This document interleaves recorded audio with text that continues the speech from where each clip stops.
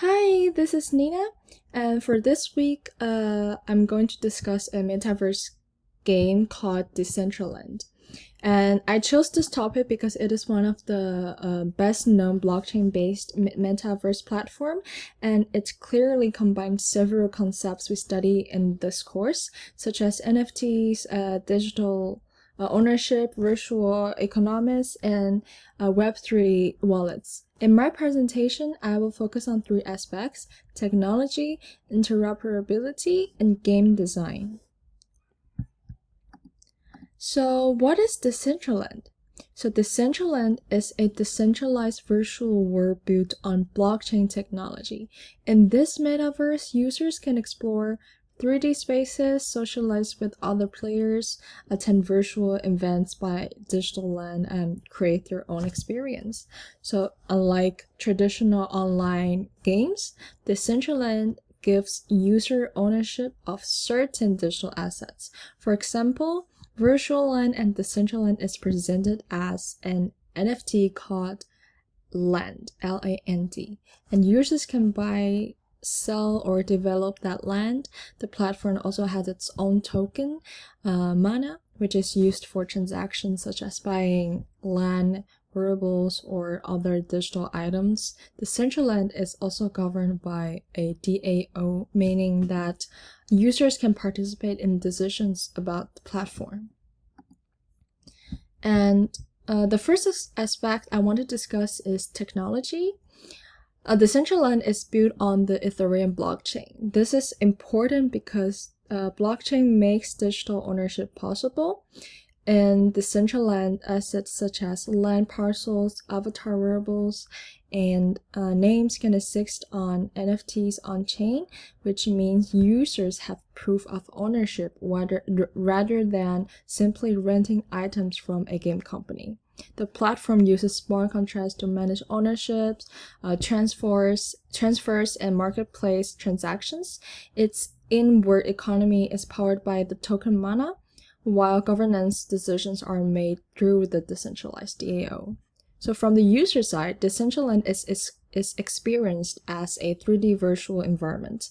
Users create an avatar and move through different spaces such as galleries, event venues, casinos, shops, and social areas. In 2026, Decentraland expanded its accessibility by launching on the Epic Game Store on an Android, which shows that platform is trying to reach users beyond the browser and make metaverse experience more accessible and across devices.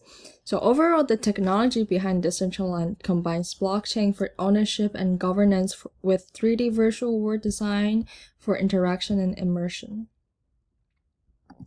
The second part is interoperability, which is one of the most important ideas in the metaverse. So this means that digital assets, identities, or experiences can move between different platforms or systems. In theory, the metaverse should allow users to carry items, identities, or data across virtual world instead of being locked into one platform.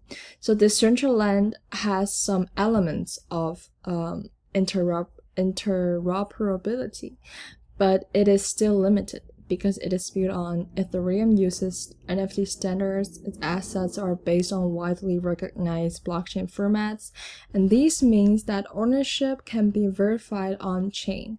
And some assets such as NFT or wearables are easier to connect to broader Web3 ecosystems than in traditional games. And however, Decentraland does not yet offer full interoperability in the sense that users can freely take other assets and use them in completely different metaverse world. In practice, most assets still have value meaning inside Decentraland's own ecosystem. So Decentraland shows the potential of interoperability through blockchain-based ownership, but it's also demonstrates one of the current limitations of the metaverse. Platforms are still relatively isolated from each other. So my conclusion on interoperability is that Decentraland is more interoperable than traditional games because assets are stored on blockchain and connected to Web3 wallets, but it is not yet a fully interoperable metaverse. Okay, so next part I'm going to talk about game design. Decentraland is different from a traditional game because it does not have one fixed storyline or one main objective or a clear end goal. Instead, it is better described as a social virtual platform with game-like elements. So its game design focus heavily on user-generated content. Players can buy land, they can build their own spaces, create their own experience, and even develop mini games. So this means the world is shaped not only by the developers, but also by the community itself. Another important part of the game design is the social and economic experience.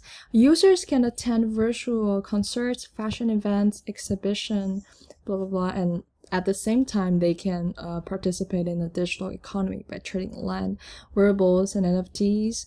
So the design of Decentraland is not only about the entertainment, but also about creation, ownership, and mentionization.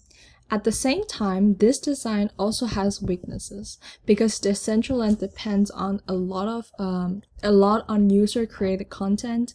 The quality of experience can vary. So some areas may feel active and creative, while others may feel empty or less polished. So overall, the game design of Decentraland can be described as open-ended, community-driven, and economy-focused, rather than competitive, story-based. So in conclusion, Decentraland is a good example of a blockchain-based metaverse platform because it combines virtual world with NFTs, tokens, and decentralized governance. And from a technology perspective, it uses Ethereum, NFT, smart contracts, and Mana to create a digital economy and support ownership of virtual assets. From a interoperability perspective, it shows progress because assets are connected to blockchain. From game design perspective, Decentraland is an open and social platform where users can create, explore, and trade. So overall, Decentraland shows both the potential and current limitations of the metaverse. Okay, thank you for listening today. Bye!